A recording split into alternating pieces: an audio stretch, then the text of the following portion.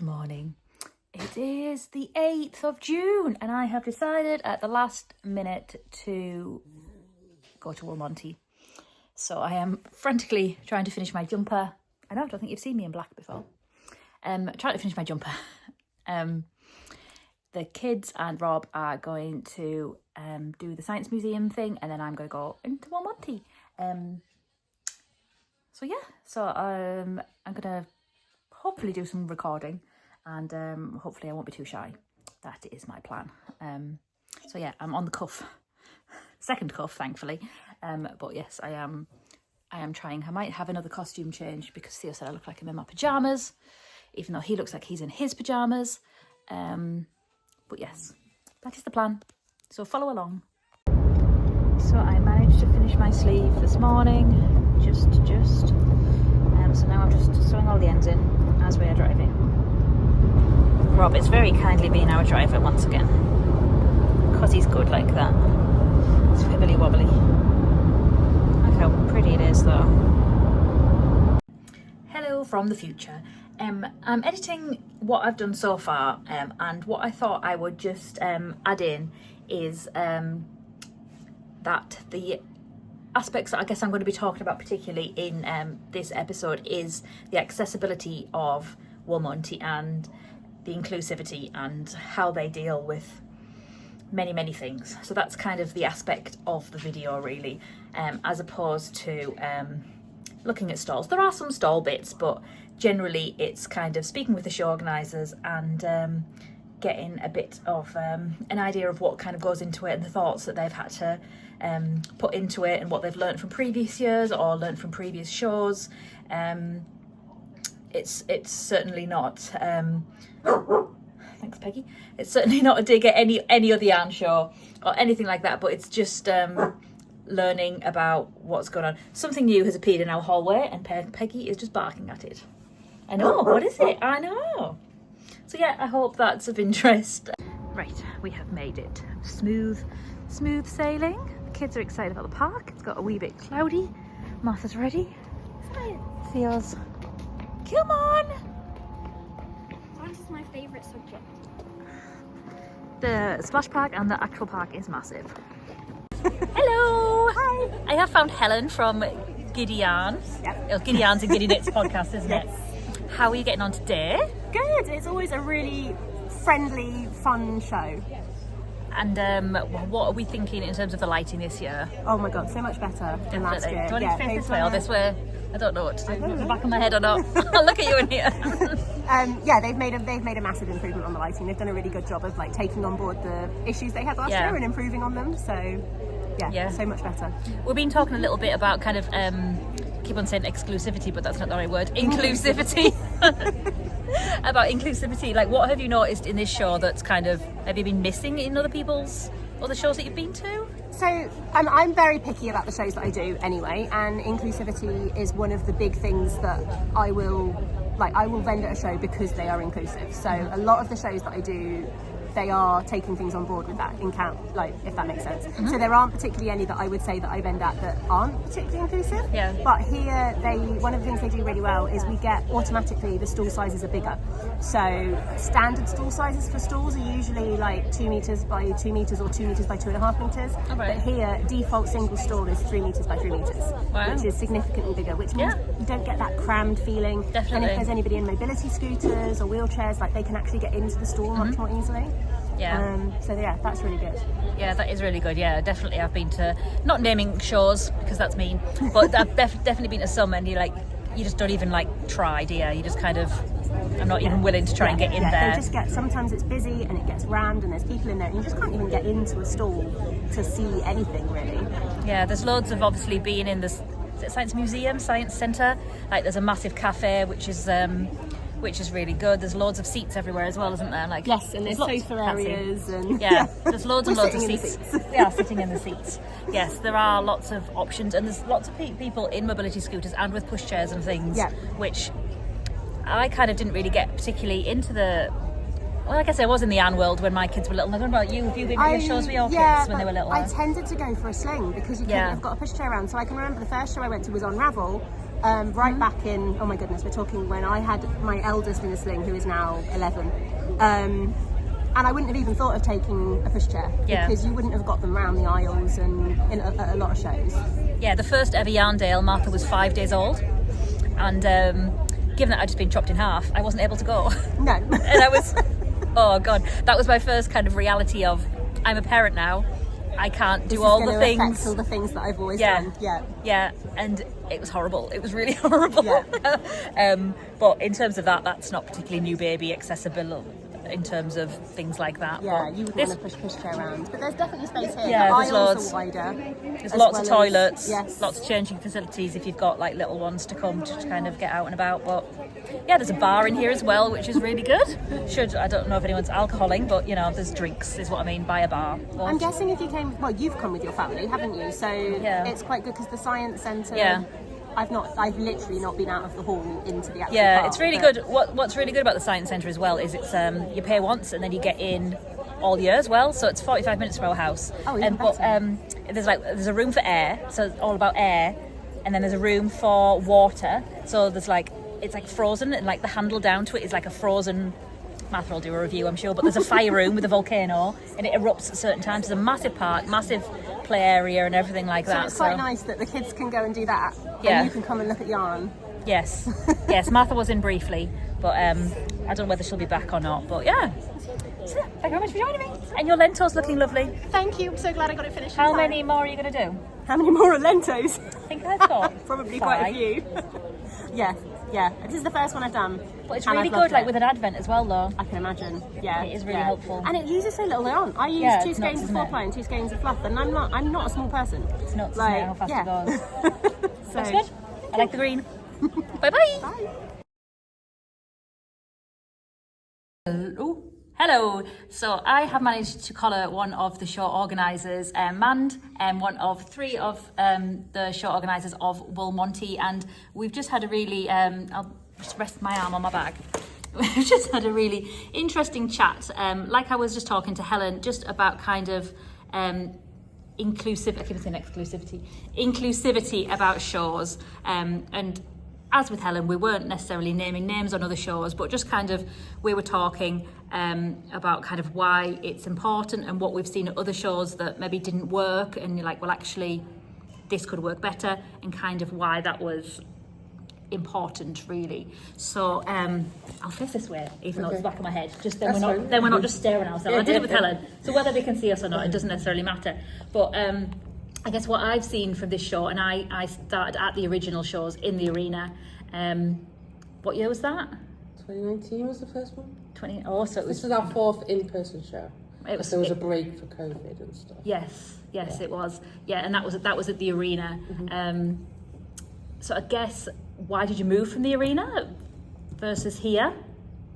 Was that a cost thing or a sound acoustic? I guess for me, I remember the acoustics in there. Yeah. It was a couple of things. So the arena, we wanted to make sure that we had enough space, and we wanted to make sure that the show was accessible. And we thought the high ceilings and the big floors, and we really were keen on getting these wide aisles. Mm-hmm. That's one of the things that we are like uncompromising on. Mm-hmm. All of the aisles in here are at least 3.5 meters, if not 4 meters wide. Ginormous. To make sure that you've got room if you need a scooter or mobility, and just to make sure that you don't feel like you're kind of claustrophobic and being jostled and stuff like that. So we picked a venue that was big and local, and we kind of went for it. And then after the first show, we got a lot of feedback around the lighting, around the noise. The fact that the noise dispersed was good for some people, but really bad for others. Mm-hmm. And the acoustics of it's designed for concerts, let's be right. A lot of people said it was really cold, which I don't know if you know Sheffield, but it's an ice hockey arena for half the year. Oh, is it? So it's literal ice under the floor, right. And it's massive, so it's really hard to heat a room that big. And again, it's made for concerts, so they kind of heat themselves. And so there were a few things, but we wanted to make sure that we kept the space piece Then we did the second show at the arena, and again, people were complaining about things like the food and things like that, and the ticketing system and stuff. And when you go to an arena, those things aren't compromisable. They can't change that. Like they took my pop off me, and that's one of my real safety blankets. And like all of your Pepsi Max has to stay here. Really strict about food things and things like that. And a lot of people that come to our shows generally are like, they've got dietary requirements, or they've got like things that they need and stuff like that.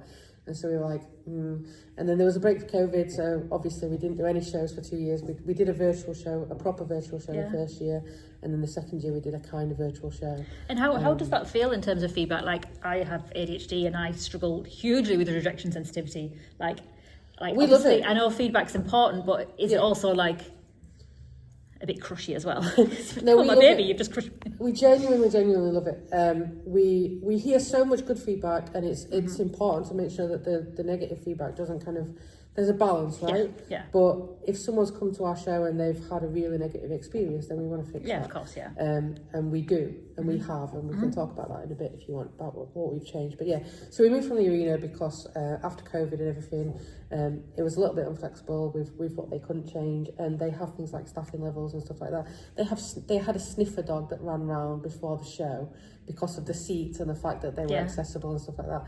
And like that's extreme for a yarn show. Would you then have to pay for that too? Yeah, it's part of the whole thing, and all of the staff and everything is part of the whole thing as well and stuff like that. So we were like, this is not really going to work, so we need to make a better plan. And then we started looking for venues, and we found Magna, and the show's called a Wool Monty. Having it in a form of steelworks is kind of appropriate, right? Like that kind of works. And we met the Magna team, and they are absolutely fantastic. I cannot say enough good things about them. And loads of people come up and said staff are so helpful, everything.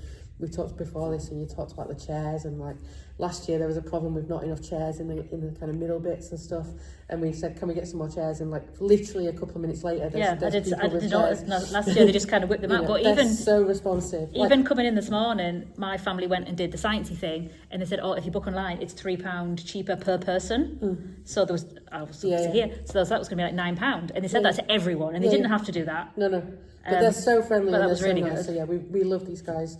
And so last year we did it here. We tried to, again, in the interest of feedback, I'm autistic and struggle with lights and sensory overload, and I know a lot of other people do as well. And so last year we tried to tone the lights down a lot. So we have gel diffusers on the side lights because they're like supermarket lights. If you know what a supermarket light is, like surface of the sun. And so we had diffusers on those, and in the middle they were super bright lights because they're spotlights. And so we said, can you tone those down? And they toned them down, but we didn't do a pre-check before the show of the full lighting rig, and they turned out to be kind of blue. If you came to the show last year, the entire middle of the kind of hall was blue. And which is great if you're a nightclub or a concert, but not so much if you're trying to look at the colours, the difference between two colours of yarn. So we got a lot of feedback about the lighting last year, and so we fixed that properly this year. We it's really different. Hired 2 extra rigs of lighting down the side, so the very ends of the thing have got 2 full rigs, 20-foot rigs of lighting. We fixed the blue problem in the middle. We've got different gel diffusers on the side, so the gel diffusers on the side last time kind of made the lights yellow, and then the blue lights in the middle really bothered some people who have sight issues. So everything is like a neutral daylight tone, like in here. So to try and make it as light as possible, but not to be too bright, so people who have problems can kind of see. Yeah, the difference I noticed straight away, like when I came in this time. But one of the things I was also saying about is the colouring corner. I'm very open with my issues, and sometimes I'm fine and sometimes I'm not fine and sometimes I'm terrible. And last year I had a bit of a wobble for no particular discernible reason, and I went and sat myself in the little colouring area, and I clocked where it was the same place again this year. I thought, right, I know it's there if I need it. And I came briefly with my daughter before she went in there, and she's like, why is the colouring? And I'm like, well, when you're feeling, we use the word quite a lot, kerfuffled, or discombobulated. We like that one too, because it's a fun word. It's a great word. I was like, if you're feeling a bit kerfuffled and you just want to come and sit here, but you don't know anyone, it's like, but you just colouring. Colouring's quite universal. So you've got someone over there too, haven't you? Yeah, absolutely. Molly's brilliant. So she's an artist. She does a bunch of things. But every year at the show, she's done this big like banner thing that people can sit and colour in and stuff like that. And it's just really nice. Again, if you struggle with crowds and things, even if you're like super excited, like I love the show and I'm super excited about it, but sometimes I'm like, am I going to be okay today? Yeah, we were both scared doing this. We were both quite scared. Exactly. Yeah, and so the colouring corner, and they've got like stimming toys and things like that for you to just kind of chill out if you need to. But then there's also a quiet room if you need actually to be away from people. You can go and do that, and everyone just kind of, even when there's multiple groups of people, they all just kind of sit and ignore each other, which I think is great. It's like completely recharge your social battery, and then you can go out and do the thing again. So no, it's really good. And again, it's one of those things where we started it the first year, and it was just a kind of, people can just sit and colour this cool banner for us to like put up afterwards, and then it became this whole thing, and people were like gravitating towards it if they were struggling. Then it's grown every year to be what it is now. So again, it's one of those things where it's just like, and I think that's great. Like, I don't know that I got quite a lot of northerny shows. I don't know much about the Walesy, Southie ones, but I don't know that I've seen a colouring-y type area. Like, some places have now started to have quiet rooms, but often you can't find them, or they're quite small. I guess I can't necessarily think of a specific one that I've gone into. I'm aware that there was one at Yarndale at some point, but I don't think I went into it. I think it was like in that middle bit, you know, where the rings. Yeah. I think it was somewhere down there in hindsight, but obviously you've got it's big massive. rooms. It's massive. It's got. If you know a conference table, you know, the 10-seat conference tables. It's got 3 of them in it, and it's got 3 or 4 sofas in it, and then a bunch of regular chairs as well. It's huge. But it's one of those things where we wanted to make sure that there was plenty of space within. The last thing you need is a quiet room where you've got more people that want to go in it than they can physically fit in it. Like, that would be terrible if people decided they were overwhelmed and they let's all go and dysregulate each other. Yes, like it would be awful. Yeah. So we've got it's about, I mean, we're in a workshop room now, but it's bigger. It's about the same size, if not bigger than this, which is pretty big. So yeah, we put it on our stories. One of the things that people said last year was that they weren't sure where the quiet room was. So this year, yesterday morning, we put pictures of the quiet room so people could see what it was look like if they needed to do that.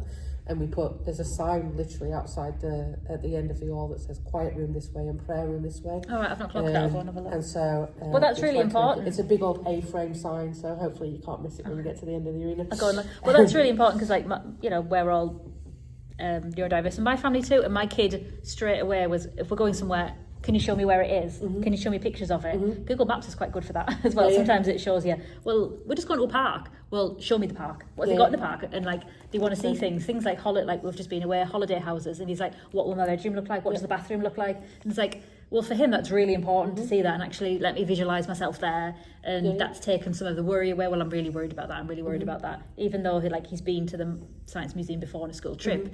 But this morning he's like, I'm so nervous. I'm really nervous. I'm really nervous. I'm really nervous. I'm really nervous. Yeah. Again. Yeah.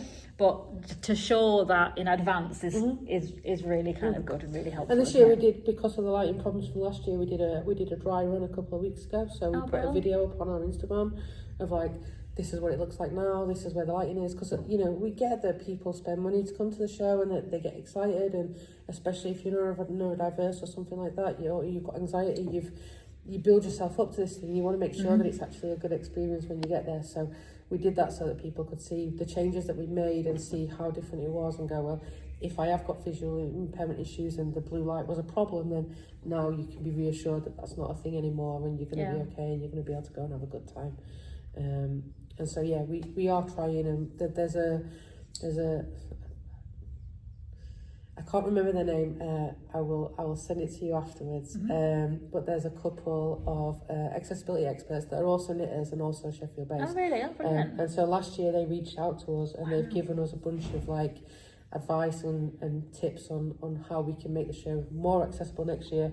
They were really key to the lighting piece. And we're going to work with them next year. They do a lot of like theatre stuff and things like that, and like events, and some of that isn't translatable to like our show, you know, like audio descriptions of concerts and things like that obviously isn't applicable to us, but we're going to work with them to get some more specific show advice about yard shows and how we can make it even more accessible, because, you know, we all have accessibility needs, but I'm autistic and I will have completely different accessibility needs on different days sometimes, but they might be completely different to another autistic person, Yeah. There's a fun phrase of you met one autistic person, you've met one autistic person, right? Yeah. My kids are like chalk and cheese, their needs are so wildly different. Thing, right? So like, you can be good at some things and not good at others. And everyone else who's got, visual impairments, not everyone with a visual impairment has the same problem. So we're trying to be as inclusive and as accessible as we can, and we're trying to reach out to people who don't have the same issues that we do to try and make it more accessible. So one of the things that a couple of people have reached out to us this year on actually is that the show guide is great, that the text is big and there's a lot of pictures and stuff, but actually for people who do have some visual impairments, black paper is not good. Even if there's a high contrast, we made sure we've got a high contrast on all our text colours and stuff, but they're like, black paper is kind of hard to read, no matter how big the text is or how good the contrast is. Okay, I did not know Wouldn't have occurred to you, when you... Next year, the show guide pages will be white, because that's what people have told us works, and we can make it work with white, it's fine. Yeah. But that's kind of we respond to feedback, so if anyone's got any feedback and you've been to the show, please just reach out. Yeah, definitely. It's but all good. One thing that we mentioned as well, I'm checking that we're both in it, we're not chopping anyone's head off, is what I was saying about vendors, just like having... like the vendors that are coming, obviously they know that if they're coming on their own, they're probably going to be tied to the stalls, but you were saying that obviously they've got like a separate, I'm going to call it like a staff room. Yeah, a vendor room. So what have you got in your vendor room? So the vendor room right now has just got tea and coffee and water in the fridge. There's a fridge so they can bring their own food if they want to. A couple of the vendors shared, but on setup day we get cakes and fruit and stuff in for them. Oh, nice. So we had these little tiny cakes in little tiny boxes for them this year. Last year we got them Krispy Kreme donuts. But if you've driven like 5 hours and you've not stopped, and then you've got to do a setup and stuff like that. Yeah, like Helen's in Dundee. Yeah, it's a big deal. And setup day is not easy, especially if you're vending on your own. And so we just have this little thing of like cakes, fruit, drinks, make it so that they can have a little snack before they get started. Do you know anyone else who does that, any other shows? Because obviously I don't, because I'm not a vendor, but... I don't know, to be honest. I don't think so. But it's just one of those things where like, we want this to be... How to put this? If I'm happy in my job and my environment, then I do a better job. Yes. If the vendors are more chilled on Friday, you guys are going to have a better experience on Saturday and Sunday. So we do as much as we can to make the vendor experience good, whether that's bringing trolleys, whether that's different loading times, whether that's snacks and fruit, whether it's whatever. We will do whatever we can to make it as easy for them so that then they're not stressing out, so that on Saturday and Sunday you get the best of their experience and they get the best experience. And it's just trying to make it as good as possible. We've got a few vendors who have like accessibility needs as well, and they're like, I can only do your show. Yeah. And we're like, bring it on, come on, let's go.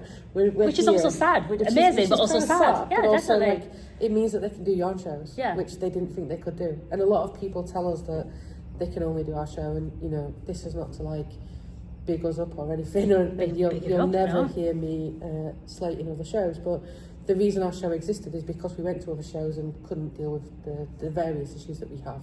Yeah. So we were like, well, we want to go to yarn shows. Yeah. There must be other people like us who also want to go to yarn shows. Let's have a yarn show. And Sheffield didn't really have anything at that time. It still doesn't. The nearest yarn show is probably Leeds, I want to say. That's literally like 10 minutes from me, and that's a school busy. It's quite small. Yeah. And then now there's Buxton, which has started since. So again, not too many miles away from Sheffield. But yeah, there's always room for more, and we're really particular not to like clash weekends and stuff like that. We never have done, because we just like... I do think that the knitting community is quite a neurodiverse community. I think I'm coming up my 3rd year of diagnosis, and then like as soon as you kind of like realise that, and you like whether that's you've known it all along, basically there's loads of people, and when you kind of start, and it is like Instagram is really good for sharing things, and you're like, oh, I do that, and then you find, oh, actually this person is ADHD, this person's autistic, this person's my kids are ADHD, and it's like it is a knittery thing. Like it lends itself to it with the need to do something. Creativity. Like knitting is quite a lot like stimming in a lot of other. I've just sat here picking all my nails off to something to pick at. It's that thing of always having something to do, but also there are so many neurodiverse people tend to go down a slope quite steeply, a rabbit hole, quite quickly. Yeah. Yes. They love a rabbit hole to jump in. Yes. And there are so many in the knitting and crochet community. There's so many different techniques. And you're never done.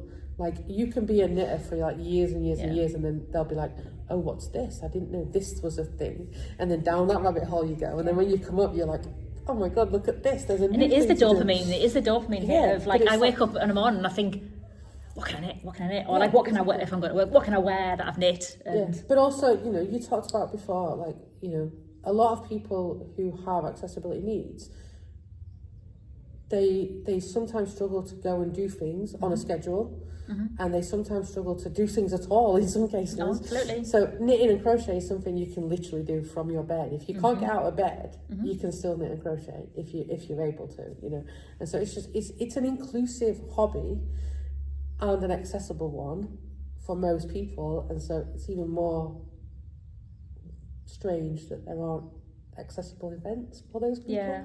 And what So I these thought, are the if you're thinking of a Venn diagram of neurodiverse people with general accessibility needs and then knitting and crochet, it's quite close. it really is, and then you see people and you're like, I wonder if, like, once you're in that world, like, I can spot it a mile off now. I don't know if that is just a thing, like, I can spot it I've heard so in my many times kids this or weekend, in my friends. these are my people. Yes. And it's like, yeah, that's what we want. Yeah, and what I really appreciated today was, like, we very much last minute came and booked it, is that there were tickets on the door, because I've had like, we went to the Leeds one, and they'd all sold out on the Saturday. Someone had booked it for me in advance because I'd forgot, but someone, like, I heard someone's like comment on Facebook was like, well, I don't know what my health is going to be that day, and I know you've got to time things and you can't have people kind of flooding in or whatever, but if your health depends, like, my friend's got ME, and she's like, well, some days I'm fine, and I can book it in advance,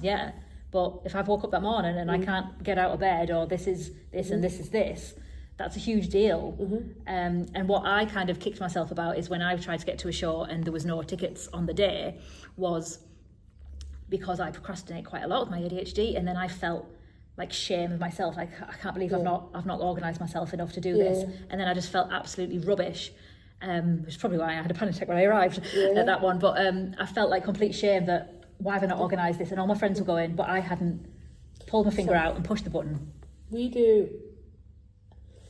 as show organisers, it's much more useful if people book in advance. Because we have to, there are a lot of expenses that we have to manage. So, for example, last year we ran out of show guides on a Sunday, and some people were really upset that we ran out of show guides on the Sunday.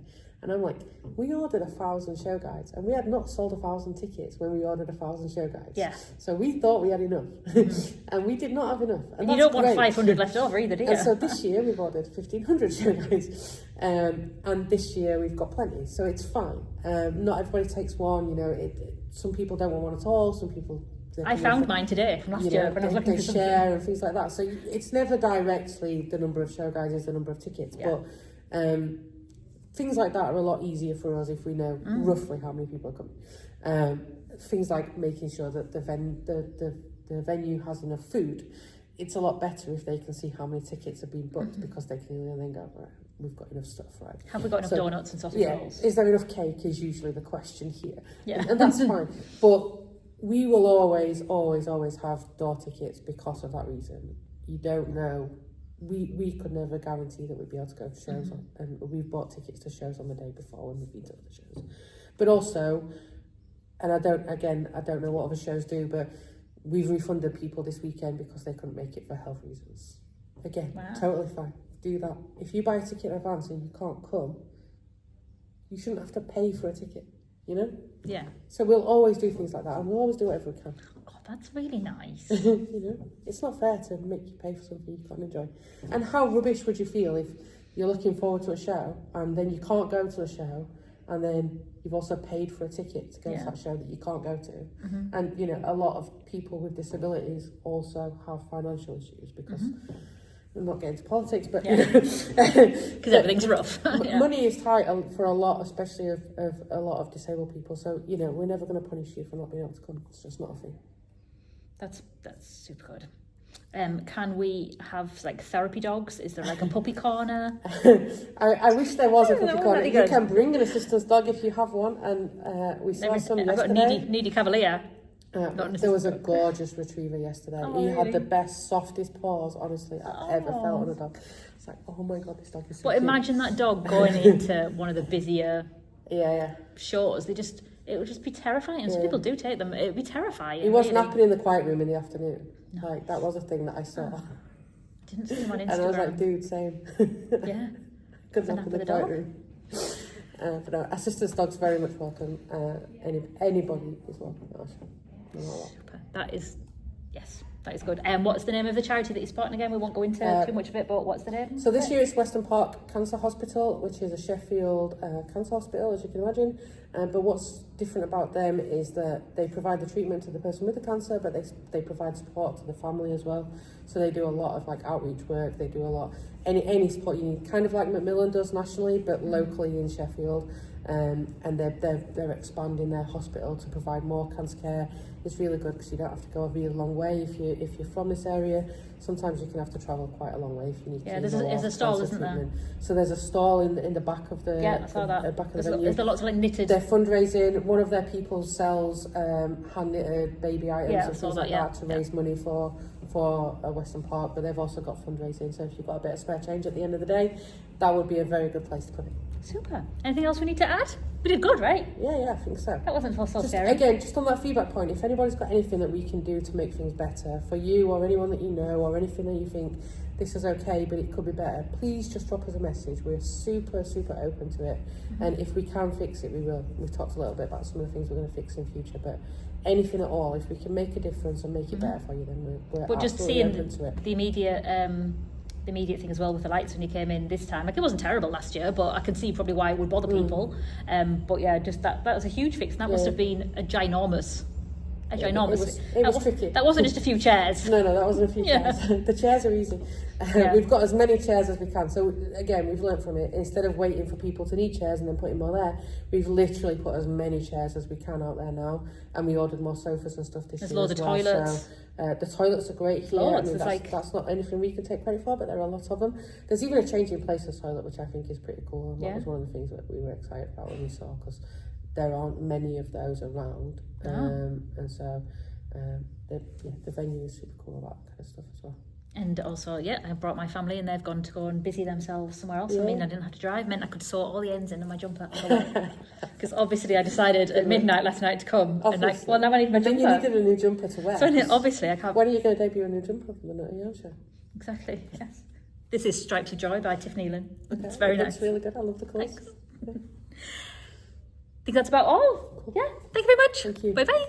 Right, I have tracked down, this is Molly, and this is the colouring, and what would you call this area? We call it You Are Here. Ashley made a lovely sign for it, which is here. And it started accidentally. I did a giant colouring sheet on a piece, like a roll of wallpaper at another yarn festival, and then we just brought it with us. And we ended up sort of just being the place that people came to when they were overwhelmed or upset or just needed a rest, needed to sit down. So we decided to just do it officially. And the first time we did it officially was last year, here at the Wool Monty, because it aligns with the values of it being inclusive and accessible. So last year we were making pom-pom dandelion headbands. And this year we've got the giant colouring sheet, and we've also got beads, lots and lots of beads. So we've been making beaded bracelets on elastic. But quite a lot of people are just sitting down to play with the beads. I did wonder if that might be a thing. It's very soothing. But there's a little box of fidgets. Yeah, so the fidgets are here. Got lovely fidgets. Just like my sofa. Yeah, mine too. But the buttons weren't meant to be for this. They're meant to be for something else. But I was messing with when I thought, you know what, put your hand in a tin of buttons. Yeah, it is a really nice feeling, isn't it? As well, everyone's done it, haven't they? Yeah. So, yeah, they're just really fun to play with, and they're all different shapes and textures, and everyone can find one that they like. But the beads, we've got them to make it as accessible as possible. We've got with the beading wire or thread. But we've also got these ones that are done with pipe cleaners and pony beads, so the little that people with less dexterous people can do them too. So it's all inclusive. Brilliant. Has it been busy?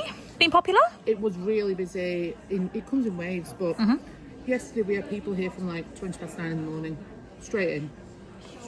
No, what time did we open? 10? 10. 10, straight away. Someone came in, needed to go and sit in the corner because we have a little quiet corner where people can hide, and she just sat in there with a box of fidgets and calmed down.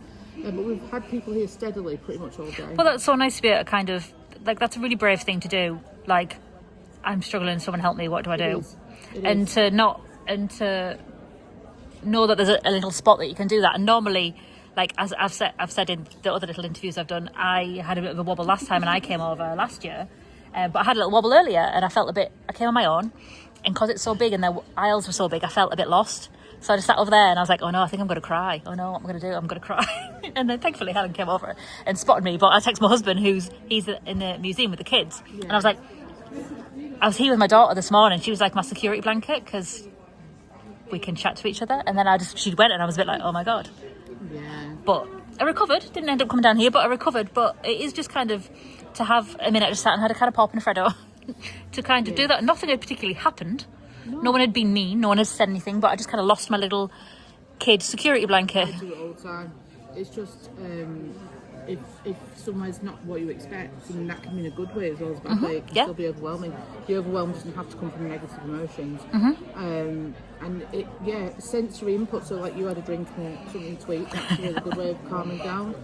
Physical touch is a really good way of calming down, but also sitting somewhere darker, so the back down here it's dim, it's comfortable. So yeah, they're all proven grounding techniques, and they work really well. And it is really brave to say, I'm not okay, I need some help. And we used to pick people out of the crowd who looked overwhelmed and say, come here, come sit over here. Oh, really? We don't have to pick them out anymore. They just come. Because what we do as our family, we're all neurodiverse in our family, we have lanyards, but we tend to not wear them. And we normally have one with us. And whoever is the worst at that moment puts it on. Just because sometimes it's like, I don't know whether, sometimes I use it as I'm acting different, that kind of thing. You feel very self-conscious about the way you're behaving. Yeah. So I've got it tied to my bag. I have it tied to my work bag. I don't tend to wear it at work because I work in a primary school and kids are like, oh, what's that? I've now got just a sunflower brooch, which doesn't say anything about neurodiversity or anything because, I don't know what I'm allowed to do and what I'm not allowed to do. So it's just a sunflower, and some people are like, oh, what's that sunflower? But whereas the adults all know, but it's just a little hint to it. Yeah, a little subtle hint to it without. Difficult when you work in education. Yeah. Luckily, in my job, I just tell everyone, and I have conversations about it every single day. I'm very open with the staff, but I am to a certain extent with the kids. But I work with little kids now, so you don't tend to. It varies. I think the more open we are about it, the better it will be, because everyone will be more at home, and more people who don't have additional needs will be more knowledgeable. Because a lot of the time, people not accommodating others isn't done out of not wanting to, it's they don't know. Yeah. So more education, the more open we are, but that is not a requirement. People don't have to be open. People don't have to educate people. But if I feel able to, then I might as well. So I don't want anyone to ever think that they're not doing the right thing because they're more private about it. That's not the case.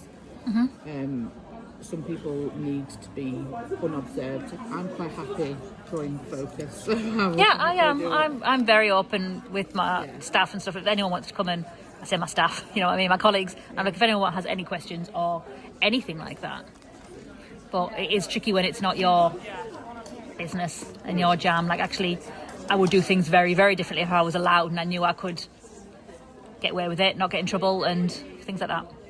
But yeah, this looks amazing, and it would be great to see this in kind of more events, wouldn't it? It's something that could absolutely be adopted at any show, and if anybody ever wants to talk about the format of doing it, we can just reach out and we'll talk about it. Super, thank you very much. Thank you. Vision shots. So we're trying to explain in the video how wide the aisles are. So there's lots of space. Demonstrate how big they are. See the big and wide aisles. Is there plenty of room? To run about. Well, or like for a wheelchair or a push chair. It muffles the noise in. I like how it isn't echoey and like screechy because of the carpet. Like, has me stomping as hard as I can. And you stomp when you walk, don't you? I'm a stomper walker. You are a stomper walker. So this is what we mean about the excessive amounts, well not excessive, lots of seating. So there's loads of seating down here. Obviously we are about to close, so that's why it's quieter. Loads of things to see, but yeah, there's loads of seating up here, and there's some tables, and there's some sofas. Should we have a little look at this one? Oh, look at Floof. Look at Floof. Ooh. Ooh.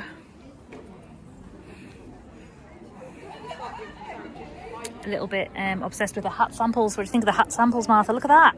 Oh. Like, so this is what it looks like, and this is what it looks like knit up. Like, I'd love one of these kits. I'd love this one. So nice. I love the pink. You like the pink one? Yeah. This one is zombie, and she does like Beetlejuice colours, and she has a yarn club that's Wow. Disney villains. But I like this black one over here. I like this black. This one's super fun.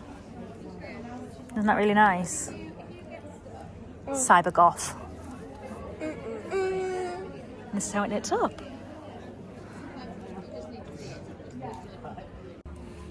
This is Helen. This is the magic faraway tree and the folk of the faraway tree. Mini skein sets. I love this. And all of her amazing gnomes. Boucle. Boucle, boucle, boucle. Yes, we are linked. Yes. Laura.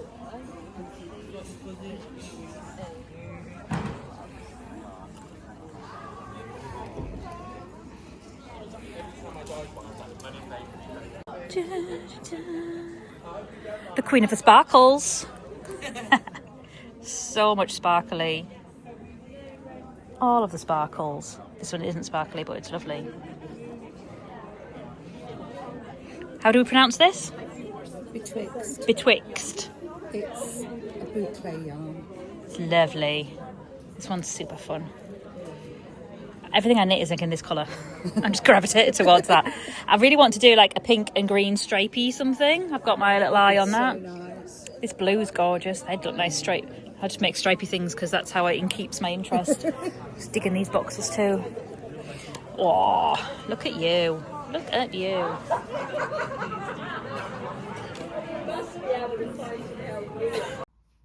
Right, let's have a little look at my purchases on Theo's super helpful spinny chair.